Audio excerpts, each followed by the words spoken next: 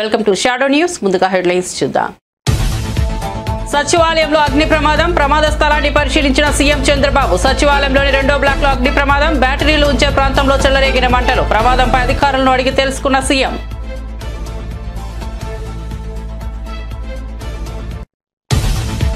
Pharmacy విద్యార్థిని నాగాంజలి ఆత్మహత్య దురదృష్టకరమన్న Pawan Kalyan. Pharmacy విద్యార్థిని కుటుంబానికి ప్రభుత్వం అండగా ఉంటుందని వెల్లడి. ఆత్మహత్య కారకుడిపై చట్ట ప్రకారం చర్యలు ఉంటాయి. నాగాంజలి సూసైడ్ నోట్ మేరకు ఇప్పటికే ఆసుపత్రి ఏజీఎం దీపక్ అరెస్ట్.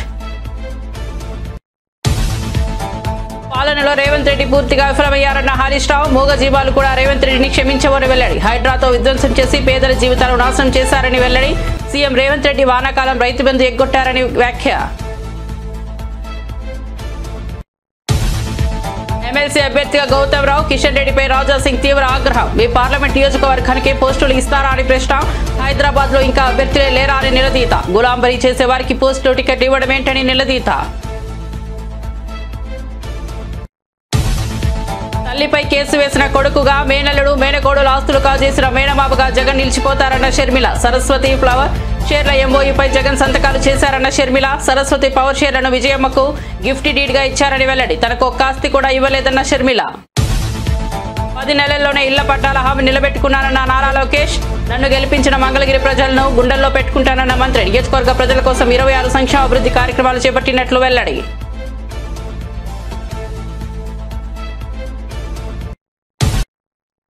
ఇక వార్త వివరాల్లోకి వెళ్తే ఏపీ సచివాలయంలోని 2వ బ్లాక్ లో శుక్రవారం ఉదయం అగ్ని ప్రమాదం జరిగిన విషయం తెలిసిందే. 2వ బ్లాక్ లో బ్యాటరీలు ఉంచే ప్రాంతంలో అగ్ని ప్రమాదం జరిగింది. సమాచారం అందుకున్న అగ్నిమాపక సిబ్బంది వెంటనే ప్రమాద స్థలికి చేరుకుని మంటలను అదుపులోకి తెచ్చారు. అయితే ప్రమాదం జరిగిన ప్రదేశాన్ని సీఎం చంద్రబాబు నాయుడు పరిశీలించారు. అగ్ని ప్రమాదం ఎలా జరిగిందనే విషయాన్ని అడిగి తెలుసుకున్నారు. ఈ ప్రమాదానికి గల కారణాలను ముఖ్యమంత్రికి CS Vijayanand, DGP Harish Kumar Gupta, GAD secretary Mukesh Kumar Meena, fire DG Madireddy Pratap వివరించారు. ఈ సందర్భంగా ప్రమాదం ద్వారా జరిగిన ఆస్తి నష్టంపై అధికారుల వద్ద సీఎం ఆరా తీసినట్టు తెలుస్తోంది. రాజమహేంద్రవరంలో ఫార్మసీ విద్యార్థిని నాగాంజలి మరణం దురదృష్టకరమని డిప్యూటీ సీఎం పవన్ కళ్యాణ్. ఆమె ఆత్మహత్యకు కారణం వ్యక్తిపై చట్టపరంగా చర్యలు ఉంటాయని తెలిపారు. విద్యార్థిని సూసైడ్ నోట్ ప్రకారం ఇప్పటికే ఆసుపత్రి ఏజీఎం దీపక్ ను పోలీసులు అరెస్ట్ చేశారని పవన్ చెప్పారు. రాష్ట్రంలోని విద్యార్థినులు మహిళల రక్షణ కోసం ప్రభుత్వం చర్యలు తీసుకుంటోందని తెలిపారు. మరణానికి పాల్పడిన విద్యార్థిని నాగాంజలి కుటుంబానికి ప్రభుత్వం అండగా ఉంటుందన్నారు. తెలంగాణ ముఖ్యమంత్రి రేవంత్ రెడ్డి పాలనపై మాజీ మంత్రి హరీష్ రావు తీవ్ర విమర్శలు చేశారు. పాలనలో రేవంత్ రెడ్డి పూర్తిగా విఫలమయ్యారని, హైడ్రా యంత్రాలతో పేదల ఇళ్లు కూల్చి వారి జీవితాలను నాశనం చేసిన విధానాన్ని హరీష్ రావు తీవ్రంగా తప్పుపట్టారు. వానాకాలం రైతు బంధు నిధులను ఎగ్గొట్టి రైతులకు తగిన న్యాయం చేయకపోవడం అత్యంత బాధాకరమని పేర్కొన్నారు. ఈ విధంగా రైతులను, పేదల జీవితాలను తుంచేసిన పాలనను మూగజీవాలు కూడా క్షమించవని ఆవేదన వ్యక్తం చేశారు. ప్రజల సమస్యలపై స్పందించకుండా మాటలు, మోసాలతో నడుస్తున్న పాలన ఎక్కువ రోజులు నిలవదని హెచ్చరించారు. కేంద్ర మంత్రి కిషన్ రెడ్డిపై బీజేపీ నేత గోషామహల్ శాసనసభ్యుడు రాజా సింగ్ ఆగ్రహం వ్యక్తం చేశారు. బీజేపీ స్థానిక సంస్థల ఎమ్మెల్సీ అభ్యర్థిగా గౌతమ్ రావును ప్రకటించడంపై ఆయన అసంతృప్తి వ్యక్తం చేశారు. మీ పార్లమెంట్ నియోజకవర్గానికి పదవులు ఇస్తారా అని కిషన్ రెడ్డి హైదరాబాద్ లో ఇంకా బీజేపీ అభ్యర్థులే లేరా అని నిలదీశారు.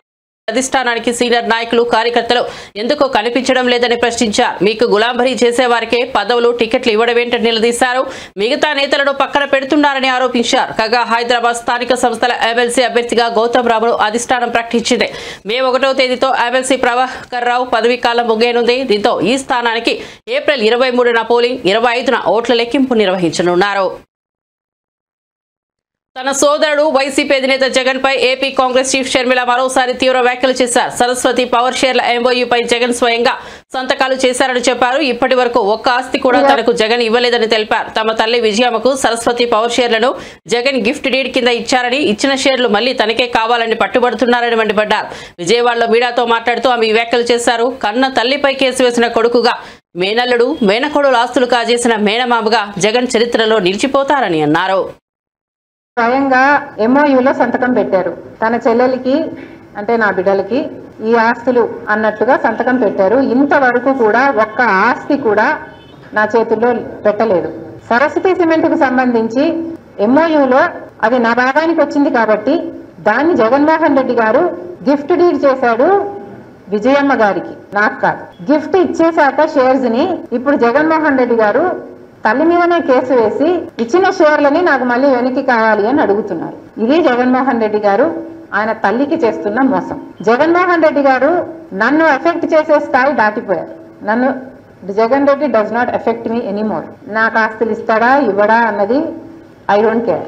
కాకపోతే జగన్మోహన్ రెడ్డి గారు తల్లి మీద కేసు వేసిన వాడిగా మిగిలిపోతాడు. నా బిడ్డలకి, సొంత మేనల్లుడికి, సొంత మేనకోడలికి ద్రోహం చేసి వాళ్ళ ఆస్తులు ఆక్కున్న వాడిగా మిగిలిపోతాడు. సొంత మేనల్లుడు మేనకోడల ఆస్తి కాజేయటానికి సుబ్బారెడ్డి లాంటి వాళ్ళ చేత ఎన్నైనా అబద్ధాలు చెప్పిస్తారు. సాయిరెడ్డి లాంటి వాళ్ళ చేత కూర్చోబెట్టుకుని ట్యూషన్ ఇచ్చి డిక్టేట్ చేసి మరి ఎన్నైనా అబద్ధాలు చెప్పిస్తారు. ఇక జగన్ రెడ్డికి క్రెడిబిలిటీ ఉందో లేదో వైసీపీ వాళ్ళు ఆలోచన చేస్తారు.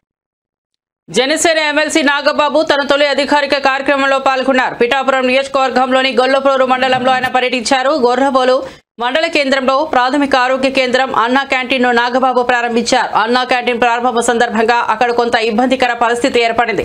టీడీపీ జనసేన కార్యకర్తలు పోటాపోటీగా నినాదాలు చేశారు. జై వర్మ అంటూ టీడీపీ శ్రేణులు, జై జనసేన అంటూ జనసేన శ్రేణులు నినదించారు. అన్నా క్యాంటీన్ దగ్గర ఏర్పాటు చేసిన ఫ్లెక్సీలలో టీడీపీ నేత వర్మ ఫోటో లేదు. దీంతో ఆయనకు మద్దతుగా టీడీపీ కార్యకర్తలు నినాదాలు చేశారు. ఎవరి పార్టీ జెండాలతో ఆ పార్టీ కార్యకర్తలు హడావిడి చేశారు. మరోవైపు ఈ కార్యక్రమానికి వర్మను ఆహ్వానించినప్పటికీ ఆయన దూరంగా ఉన్నారు. వేరే కార్యక్రమాలు ఉండటం వల్ల క్యాంటీన్ కార్యక్రమానికి తాను రావడం లేదని వర్మ తెలిపారు.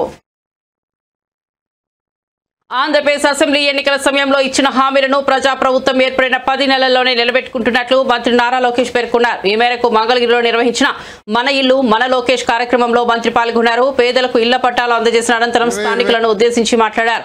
తనను అత్యధిక మెజార్టీతో గెలిపించిన మంగళగిరి ప్రజలను గుండెల్లో పెట్టుకుని పనిచేస్తానని లోకేష్ చెప్పారు. నియోజకవర్గంలో 26 సంక్షేమ అభివృద్ధి కార్యక్రమాలు చేపట్టామని వివరించారు. మంగళగిరి ప్రజల కోసం అహర్నిశలు కృషి చేస్తున్నట్లు లోకేష్ చెప్పారు. సూపర్ 6 హామీలతో పాటు మంగళగిరి ప్రజలకు తాను ప్రత్యేకంగా ఇచ్చిన హామీలను ఒక్కొక్కటిగా నెరవేర్చే పనిలో ఉన్నట్లు తెలిపారు. ఆనాడు మీకు చెప్పా 3 విడతలుగా ఈ కార్యక్రమం జరుగుతుంది. కొంతమంది సులభంగా చేసాక ఉంటుంది, అది ప్రభుత్వ నిర్ణయం మేరకు నడుస్తుంది. అది మొదటి విడతలో జరుగుతుందని చెప్పా. రెండవది ఎండోమెంట్ భూములు, ఇంకో పక్కన రైల్వే భూములది ఇంకొంచెం సమయం పడుతుందని చెప్పా. అతి కష్టమైన పని ఈ కాలువ పైన ఉన్న ఇల్లు కానివ్వండి, అటవీ భూములో ఉన్న ఇల్లు, అది అందరితో మాట్లాడాలి. 2-3 సంవత్సరాలు పడుతుంది, బట్ నేను చేసి తీరుతానని ఆనాడు హామీ ఇచ్చా. కరెక్ట్ గా 10 నెలలైంది ప్రజా ప్రభుత్వం ఏర్పడి. 10 నెలల్లో మొత్తం ఎన్యూమరేషన్ చేశాం. ఇంటికి కొలతలు తీశారు. అధికారులే కాదు, అన్ని పార్టీలకు సంబంధించిన నాయకులు వచ్చారు, కొలతలు తీశారు, వివరాలు కనుక్కున్నారు. ఆ వివరాలు తెలుసుకున్న తర్వాత నేనే స్వయంగా రెవెన్యూ మంత్రి అనగాని సత్యప్రసాద్ గారితో, గౌరవ ముఖ్యమంత్రి గారితో అనేక సార్లు మాట్లాడి ఏకంగా అది కేబినెట్ కి తీసుకెళ్లి కేబినెట్ లో ఆమోదం తెలిపిన తర్వాతనే ఈ కార్యక్రమం మన ముందర తీసుకెళ్లే పరిస్థితి. మీరందరూ ఒక్కసారి గుండెపై చేపెట్టి ఆలోచించారు. గత 2.5 దశాబ్దాలుగా మీకున్న కళ ఇది. అనేక మంది నాయకులు మీరు కలిశారు. జిరాక్స్ ప్రింటింగ్లకే విపరీతంగా ఖర్చు అయిపోయింది, కాగితాలు ఇచ్చేదని ఖర్చు అయింది. అలాంటిది వేదికమైన నాయకులందరం మేము కష్టపడి, మీ దగ్గర ఒక బాటిల్ నీళ్లు కూడా మేము తాగలేదు, మీకోసం కష్టపడి అవినీతి లేకుండా ఈ రోజు మీకు ఇల్లు పట్టాలు మేము ఇస్తున్నాం. పెద్దలు ఇప్పుడే చెప్పారు, దాదాపు మొదటి విడతలో మార్కెట్ విలువ 1000 కోట్ల విలువైన ఆస్తిని ఈ రోజు మీకు శాశ్వతంగా హక్కు కూటమి ప్రభుత్వం అందజేస్తుంది. జీవితంలో మనం తీసుకున్న కొన్ని నిర్ణయాలు మన్నే మార్చేస్తుంది. 2019లో నేను ఒక నిర్ణయం తీసుకున్నాను. నాకు పరిచయం లేని నియోజకవర్గంలో పోటీ చేయాలని. ఆ నియోజకవర్గం పేరే మంగళగిరి. ఆనాడు అతి తక్కువ సమయం ఉన్నందుకు నేనేంటో మీకు అర్థం లేదు, మీ సమస్యలు ఏంటో నేను తెలుసుకోలేకపోయా. నేను వచ్చిన 20 రోజులకి ఎన్నికలు అయిపోయినాయి. 5300 ఓట్లతో ఆనాడు నేను ఓడిపోయిన రోజు బాధ కలిగింది. రెండో రోజు నుంచి ఆ బాధ ఆవేదన నాలో కసి పెంచింది. ఇంకా కష్టపడాలి, మంగళగిరి ప్రజల మనసు గెలుచుకోవాలి. ఏ మెజార్టీ అయితే ఓడిపోయానో దాని పక్కన ఒక 0 పెట్టుకుని గెలవాలి ఆ లక్ష్యంతో ఓడిపోయిన మరుసటి రోజు నుంచి నేను మీకోసం పనిచేశాను. తెలుగుదేశం పార్టీ నాయకత్వంతో దాదాపు 26 సంక్షేమ అభివృద్ధి కార్యక్రమాలు మంగళగిరి ప్రజల కోసం మేము చేస్తాం జరిగింది. మీకు ఆరోగ్యం బాగాలేకపోతే ఎన్టీఆర్ సంజీవిని పేరుతో మంగళగిరిలో ఒక క్లినిక్, తాడేపల్లిలో క్లినిక్, దుగ్గిరాలకు ఒక మొబైల్ క్లినిక్ పెట్టి ఉచితంగా చికిత్స కాదు మందులు కూడా ఈ రోజు కూడా మేము ఇస్తున్నాం. ఎక్కడన్నా నీటి సమస్య ఉంటే వాటర్ ట్యాంకర్లు పెట్టి నీళ్లు తోలాం. పిల్లలకి బాగా చదువుకున్నారు, ఉద్యోగాలు ఉపాధి కావాలంటే వాళ్ళకి స్కిల్ డెవలప్మెంట్ కూడా ఆనాడు మేము చేశాం. ఇంకా ఇంట్లో పెళ్లి జరిగితే నేను రాలేకపోతే స్వయంగా బట్టలు కూడా పెడతాం జరిగింది. నిరుపేద కుటుంబాలు సొంత కాలుపై నిలబడాలన్న ఆలోచనతో తోపుడు బండ్లు ఇచ్చాం. మహిళలకి ఆర్థిక స్వాతంత్రం రావాలని కుట్టు మెషినే కాదు ట్రైనింగ్ మరి ఇచ్చి కుట్టు మెషిన్ అందజేసి ఈ రోజు వాళ్ళ పని కూడా మేము కల్పిస్తున్నాం. కోవిడ్ వస్తే ప్రభుత్వం అని మర్చిపోయింది కానీ ఆనాడు నేను మర్చిపోలేదు. ఆక్సిజన్ గాని మందులు గాని అమెరికా డాక్టర్ల ద్వారా ఆన్లైన్ లో చికిత్స కూడా అందజేశాం. అవసరమైన మందులు ఇచ్చాం. ఇట్లా 26 సంక్షేమ అభివృద్ధి కార్యక్రమాలు మంగళగిరి ప్రజలకి నేను చేశాను. అది మీరు చూసి మొన్న జరిగిన ఎన్నికల్లో వైఎస్ఆర్ కాంగ్రెస్ పార్టీ నేత మాజీ ఎమ్మెల్యే తోపుదుర్తి ప్రకాష్ రెడ్డి సంచలన వ్యాఖ్యలు చేశారు. త్వరలోనే వైఎస్ఆర్ కాంగ్రెస్ పార్టీ తిరిగి అధికారంలోకి వస్తుందని, అప్పుడే ప్రస్తుతం జరుగుతున్న ప్రతి దుర్మార్గానికి చట్టబద్ధంగా సమాధానం ఇస్తామని హెచ్చరించారు. జగన్మోహన్ రెడ్డి పాపిరెడ్డిపల్లికి వస్తారు, అప్పుడే ప్రజలు మీ చేసిన దుర్మార్గాలను ఆయనకు తెలియజేస్తారని పేర్కొన్నారు. సునీతమ్మ బెదిరింపులకు తలొగ్గే వాళ్ళు మేము కాదని, జగన్మోహన్ రెడ్డికి మాట్లాడే అర్హత సునీతమ్మ కుటుంబానికి లేదని ఘాటుగా స్పందించారు. ప్రజల మద్దతుతో వైఎస్ఆర్సీపీ మళ్లీ తిరిగి అధికారంలోకి వస్తుందన్నారు. మీ ప్రభుత్వం ఉన్న రోజులు కూడా కొనసాగించవచ్చు, కానీ రేపన్నది మాదే. తప్పనిసరిగా 27లోనో 28లోనో 29లోనో మళ్ళీ మా ప్రభుత్వం వస్తుంది, మా జగనన్న ముఖ్యమంత్రి అవుతారు. మీరు చేసిన ప్రతి ఒక్క దుర్మార్గాలకు కూడా లెక్క కట్టి ఆ రోజు తగిన సమాధానం చట్టబద్ధంగా తెలియజేయడం జరుగుతుంది. కాబట్టి ఇప్పటికైనా నీ పద్ధతులు మానుకో. నువ్వు ఎవరిని బెదిరించాలనుకుంటున్నావు? నేను అనుకుంటే ఎంపీపీ కాలేనా, నేను అనుకుంటే ప్రకాష్ రెడ్డి తిరుగుతాడా, ఇంకోటి మాటలు ఇవన్నీ మానుకో. ఇంకా నీకు అది పోలే, అదేదో చింత చచ్చిన పులుపు చావలే, అవి మానుకో. ప్రజాస్వామ్యంలో నువ్వు కూడా ప్రజలు ఓట్లేసి గెలిచి నువ్వు ఎమ్మెల్యే అయినావంతే, నీ ఎంతగా నువ్వు ఎమ్మెల్యే కావు. ప్రజలు నిన్ను నమ్మి ఓట్లేసినాక నేను ప్రజలకు మంచి చేయాలనే ఆలోచనతో నువ్వు మాట్లాడు. నువ్వు బెదిరించేటట్ల మాటలు ఇంకోటి మాటలు మాట్లాడితే ఎవరు బెదిరే వాళ్ళు ఎవరు లేరు. ప్రజలు మిమ్మల్ని తరిమి కొట్టే రోజులు రాకుండా ఇకనైనా చూసుకో. జగన్మోహన్ రెడ్డి గారి కాలి గోటికి కూడా నువ్వు పనికిరావు. జగన్మోహన్ రెడ్డి గారు మహోన్నతమైనటువంటి వ్యక్తిత్వం కలిగిన నాయకుడు. ఆయన పేదల పట్ల, రైతుల పట్ల, మహిళల పట్ల, విద్యార్థుల పట్ల అపారమైన ప్రేమ కలిగి వారికి సంక్షేమ పథకాల ద్వారా వారి కుటుంబాలను నిలబెట్టిన నాయకుడు. కోట్లాది మంది గుండెల్లో కొలువున్నటువంటి నాయకుడు. జగన్మోహన్ రెడ్డి గురించి మాట్లాడేటువంటి అర్హత నీకి కానీ, నీ కుమారునికి కానీ, నీ కుటుంబానికి కానీ ఎవరికి లేదు. మీరు నోటికి వచ్చినటువంటి అబద్ధాలు చెప్పి అధికారంలోకి వచ్చి ఈరోజు ఏ ప్రజలైతే మిమ్మల్ని గెలిపించినారో వారి ఆస్తుల మీద మీరు కన్ను వేసి వారి ఇళ్లను కూలుస్తా, ఈరోజు రైతాంగాన్ని నడ్డి వీరుస్తా, హంద్రీనీవా కాలువ లైనింగ్ కాంట్రాక్టు కమిషన్లను కొట్టి ఈరోజు రాప్తాడు నియోజకవర్గంలో కనీసం 1,00,000 ఎకరాలు బీళ్లుగా మారేటువంటి పరిస్థితిని తీసుకొని వచ్చి మీరు గత 10 నెలలుగా ఎన్నో అరాచకాలు చేసి, ఎన్నో దోపిడీలు చేసి, టమాటా రైతుల దగ్గర నుండి కూడా కమిషన్లు వసూలు చేసి మీరు చేస్తున్న అరాచకాలన్నీ ప్రజలకు తెలిసిపోయినాయి. ఇప్పుడు నువ్వేం చెప్పినా ఎవరు నమ్మే పరిస్థితి లేదు, అయిపోయింది.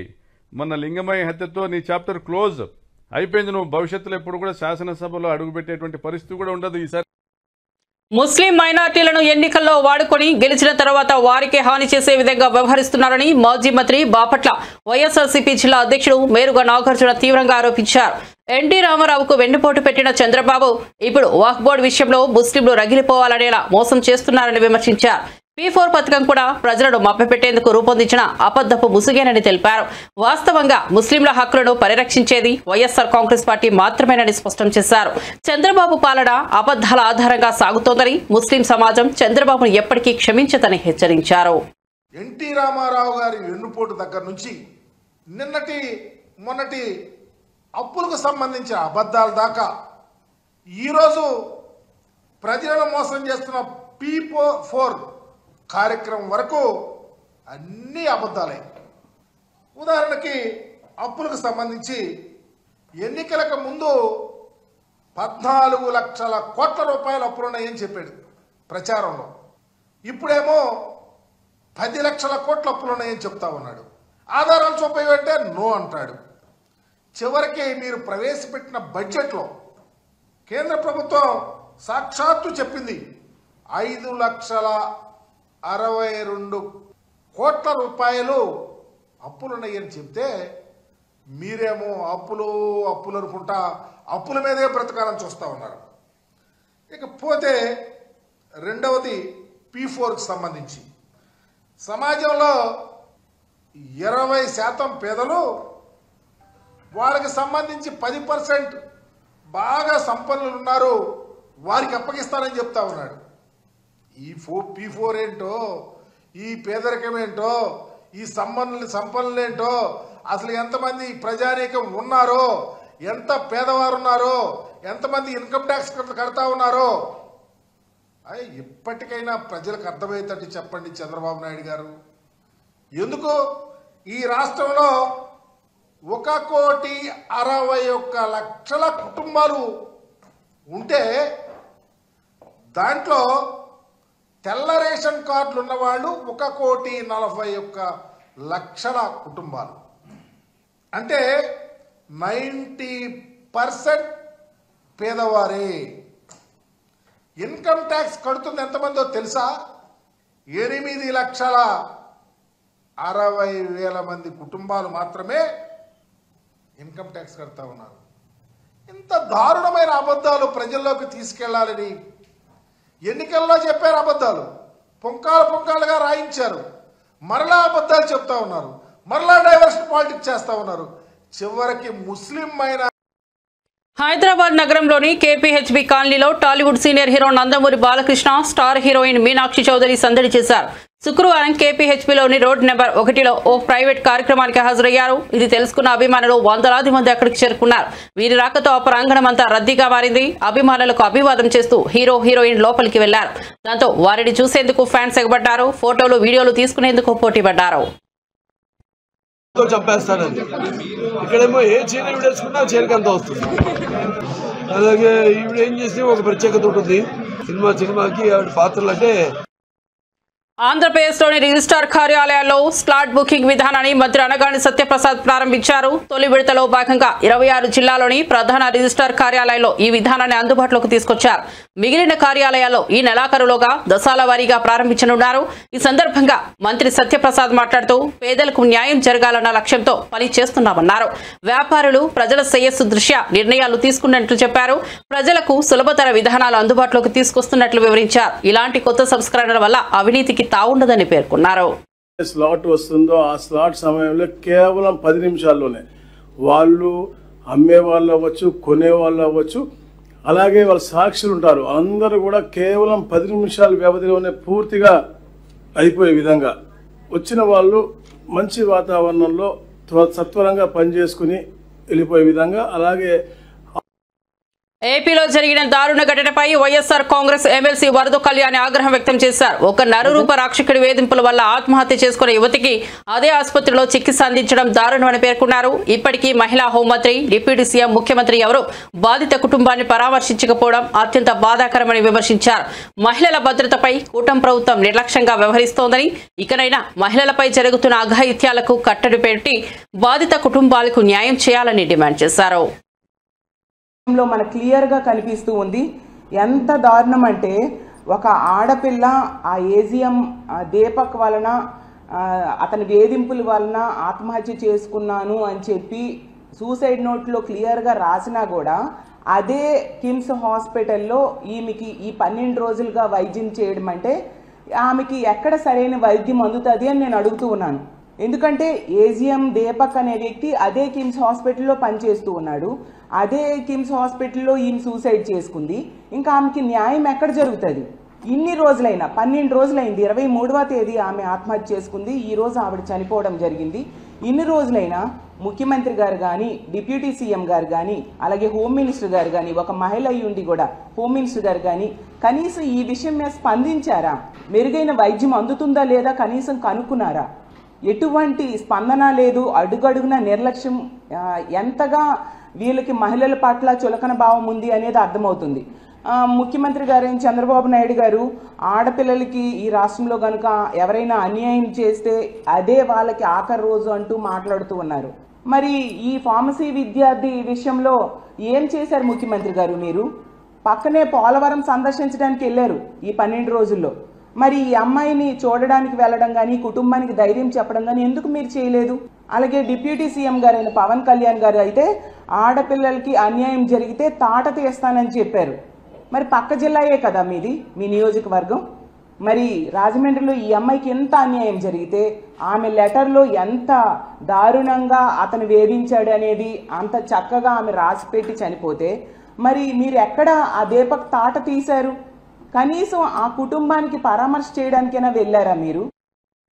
తిరుమల కొండపై అక్రమాలు జరుగుతున్నా పవన్ కళ్యాణ్ మౌనంగా ఉండటం బాధాకరమని టీటీడీ మాజీ చైర్మన్ భూమన కరుణాకర్ రెడ్డి తీవ్రంగా విమర్శించారు.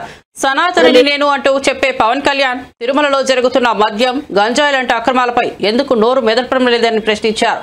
సిమ్స్ ఆసుపత్రిని పాలక మండలి నిర్వీర్యం చేస్తోందని ఆరోపించారు. ఇతర మతస్థులు హిందూ మతంలోకి మారేందుకు తిరుమలలో వేదిక ఏర్పాటు చేయాలనే నిర్ణయం తమ ప్రభుత్వమే తీసుకొచ్చిందని గుర్తు చేశారు. అప్పట్లో ఆ నిర్ణయాన్ని విమర్శించిన పవన్ కళ్యాణ్ ఇప్పుడు మౌనంగా ఉండటం శోచనీయమన్నారు. తిరుమల పవిత్రతను కాపాడడంలో కూటమి ప్రభుత్వం విఫలమైందని ధ్వజమెత్తారు. స్విమ్స్ హాస్పిటల్ ని ఈ పాలక మండలి నిర్వీర్యం చేస్తుంది. దాని మీద మీరు సమీక్ష చేశారా ముఖ్యమంత్రి గారు? మేము ఆ తిరుమల స్విమ్స్ హాస్పిటల్ యొక్క అభ్యున్నతిని కోరి, ఇది రాయలసీమలో ఉన్నటువంటి రోగులకందరికీ కూడా మోక్షదాయిని, ప్రాణదాయిని ఇలాంటి హాస్పిటల్ ని మనం పరిరక్షించుకోవాలా, సామాన్యులకు ఇది అందుబాటులో ఉంచాలానని మేము దాన్ని పెద్ద ఎత్తున విస్తరణ కార్యక్రమాలు చేపడితే మీరు దానిని మా మీద ఆరోపణలు మోపి ఆ నిధులన్నింటినీ కూడా రాకుండా చేసేటువంటి ప్రయత్నం చేస్తున్నారు అన్నది నిజం కాదా? ఎక్కడ ఏ విషయంలో మీ పాలనలో ప్రక్షాళన జరిగింది? చివరకు రియల్ ఎస్టేట్ వెంచర్లలో వెంకటేశ్వర స్వామిని ప్రమోటర్ గా టీటీడీ ఆలయాలు కడతామని సాక్షాత్తు ముఖ్యమంత్రి గారే మాట్లాడుతున్నారు అని అంటే ఎలా మీ పాలన ఉంది? సాక్షాత్తు మీకు సంబంధించినటువంటి నిరంతరము మిమ్మల్ని ఆకాశానికి ఎత్తేటువంటి పత్రికే కొండ మీద తిరుమల ఎంత భద్రం, కొండపై ఘటనలతో ఆందోళన అని రాసింది అంటే ఈరోజు మెయిన్ హెడ్డింగే అది రాసింది. అది అందులో వరుసగా ఏమేమి జరిగినాయి ఈ 10 నెలల కాలంలో అని వాళ్ళు స్పష్టంగా రాసుకోవటం కూడా జరిగింది. అంటే మీ పాలన అంతా కూడా డొల్లా, మీ ప్రక్షాళన డొల్లా, మీరు మాటలు మాట్లాడడమే తప్ప చేతలలో ఏ రకమైనటువంటి అభ్యుదయము లేదు, సుపరిపాలన లేదు, కొండను ఏ రకంగానూ మీరు ప్రక్షాళన చేయటం లేదు. వక్ఫ్ సవరణ బిల్లుకు వ్యతిరేకంగా పార్లమెంట్లో గలమెత్తిన పార్టీ వైఎస్ఆర్సీపీ ఒకటేనని మాజీ ఎమ్మెల్యే మహమ్మద్ అబ్దుల్ హఫీజ్ ఖాన్ స్పష్టం చేశారు. మైనార్టీల హక్కులను పరిరక్షించేందుకు వైఎస్ జగన్ ఇచ్చిన మాటకు కట్టుబడి ఎంపీలో లోక్సభ, రాజ్యసభలో వ్యతిరేకంగా మాట్లాడారని గుర్తు చేశారు. ఎన్నికల సమయంలో మైనార్టీలకు మద్దతు అంటూ టీడీపీ, జనసేన నాయకులు రాజీనామా చేస్తామన్న మాటలు ఇప్పుడు పార్లమెంట్లో బిల్లుకు మద్దతు ఇచ్చిన తీరుతో తుడిచిపెట్టుకుపోయాయని విమర్శించారు. పైగా వైఎస్ఆర్సీపీపై దుష్ప్రచారం చేయడం సిగ్గుచేటని అభిప్రాయపడ్డారు. అని చెప్పడం జరిగింది. ఈరోజు ఎన్ని కష్టాలున్నా, ఎన్ని ఇబ్బందులున్నా, ఎలాంటి వాతావరణం ఉన్నా, రాజకీయ వాతావరణం ఉన్నా, ఇబ్బందులకు గురి చేసే రాజకీయ వాతావరణం ఉన్నా, నేను ఏదైతే మాట ఇచ్చినానో ఆ మాటకి నిలబడి ఉంటానని చెప్పి లోక్సభలో వ్యతిరేకంగా ఓటు వేయడం జరిగింది, రాజ్యసభలో వ్యతిరేకంగా ఓటు వేయడం జరిగింది. కానీ తెలుగుదేశం పార్టీ ఎమ్మెల్యేలు, ఎంపీలు కూడా ఇదే మాట చెప్పడం జరిగింది. ఎక్కడి వరకు చెప్పారంటే ముస్లిం మైనార్టీలకు సంబంధించిన ఏ వ్యతిరేకమైన బిల్లు తీసుకొని వస్తే మేము అసలు రాజీనామాలు చేస్తామని కూడా చెప్పడం జరిగింది ఎంతో మంది ఎమ్మెల్యేలు, ఎంపీలు. చంద్రబాబు నాయుడు గారు అయితే 600 అయిపోయినా ఏమన్నా కానీ నేను మాత్రం మీకు అండగా నిలబడతానని చెప్పడం జరిగింది. అంతేకాదు వారం 10 రోజుల క్రితము ఇఫ్తార్ పార్టీలో కూడా అదే మాట చెప్పడం జరిగింది. కానీ ఏం చేశారు? లోక్సభలో ఏం చేశారు? రాజ్యసభలో ఏం చేశారు? It's a black day in the politics. ఈ రైట్ టు ఈక్వాలిటీ కానీ, right to freedom of religion కి కానీ అణిచివేసి అన్కాన్స్టిట్యూషనల్ బిల్ తీసుకుని వస్తే ఆ అన్కాన్స్టిట్యూషనల్ బిల్ ని సపోర్ట్ చేసిన మనిషి ఈరోజు చంద్రబాబు నాయుడు గారు, తెలుగుదేశం పార్టీ. మళ్ళీ దానికి డైవర్ట్ చేసుకోవడానికి ఏ మనిషి అయితే ఈరోజు మైనార్టీల కోసమో నిలబడుతున్నాడో ఆ మనిషి పైన కూడా దుష్ప్రచారం చేయాలని చెప్పి జగన్మోహన్ రెడ్డి గారి పైన, వైఎస్ఆర్ కాంగ్రెస్ పార్టీ పైన తెరలేపింది తెలుగుదేశం పార్టీ. మేము విప్పు జారీ చేయలేదు, మా ఎంపీలు పోలేదు, మా ఎంపీలు ఓటు వేయలేదు. అరే బాబు, లోక్సభలో గాని రాజ్యసభలో గాని మా ఫ్లోర్ లీడర్స్ నిలబడి మరి మేము ఎందుకు వ్యతిరేకిస్తున్నామని చెప్పి క్లియారిటీగా చెప్పడం జరిగింది. విప్పు జారీ చేయలేదని చెప్తున్నారు కదా, మీరు చూసుకోండి. రాజ్యసభలో విప్పు జారీ చేయలేదా? రాజ్యసభలో విప్పు జారీ చేసినాం, మీకు ఓటు అగేన్స్ట్ చేసినాం. మా ఫ్లోర్ లీడరే సాక్షాత్తు మాట్లాడి చెప్తుంటే మేము దీనికి వ్యతిరేకిస్తున్నామని చెప్పి,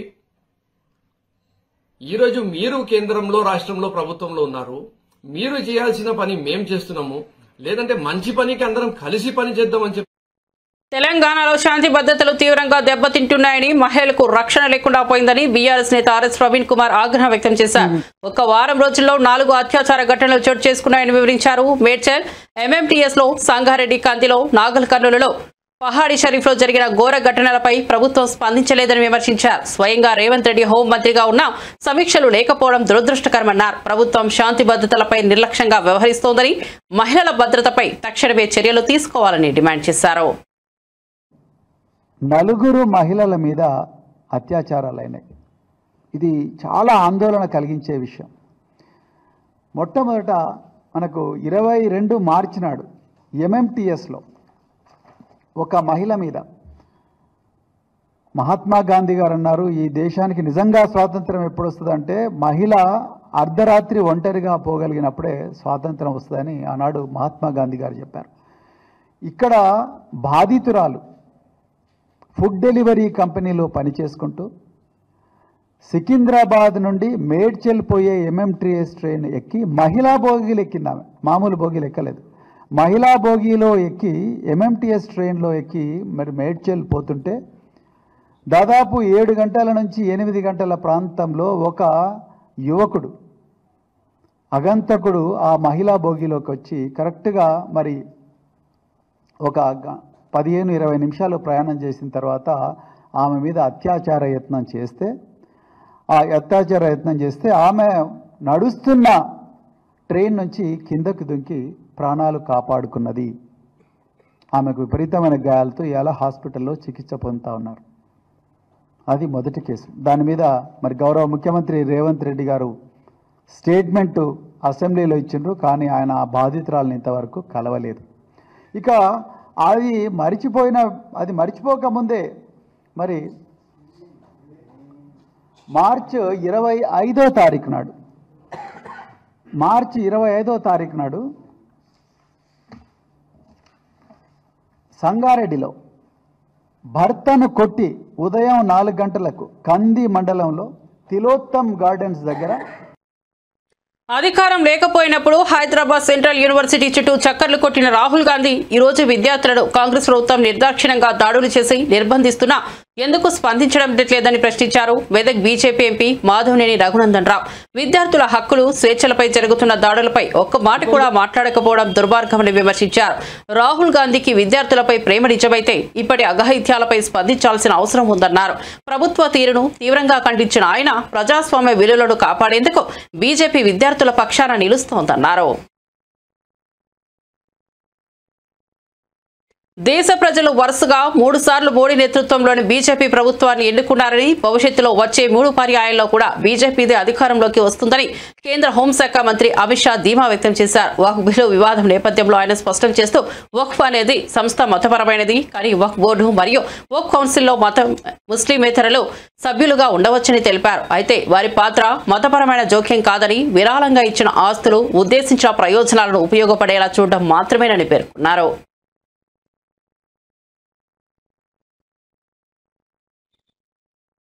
इसके आधार पर काम करते हुए आए हैं और जातिवाद और तुष्टीकरण की राजनीति कर अपने परिवार की पॉलिटिक्स को आगे बढ़ाए हैं।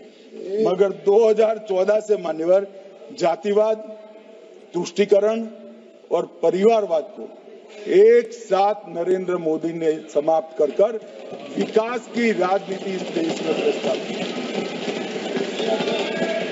पॉलिटिक्स ऑफ परफॉर्म करिए और चुनकर आइए। 3 टर्म मोदी जी को चुना है और 3 टर्म भारतीय जनता पार्टी की सरकार है. మరిన్ని అప్డేట్స్ కోసం చూస్తూనే ఉండండి షాడో న్యూస్.